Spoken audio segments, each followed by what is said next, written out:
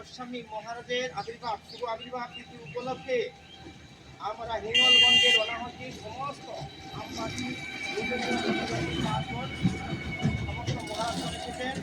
আমরা হিঙ্গলগঞ্জ শ্রী চৈতন্য আশ্রমে আজকে শুভ সকালে সমস্ত ত্রিদণ্ডী পাঠগণকে নিয়ে আমরা হিঙ্গলগঞ্জ ছিল ভক্তি হৃদয় না ভক্তি রূপানন্দ বন মহারাজের মন্দিরে পদার্পণ করবেন মহারাজগণ।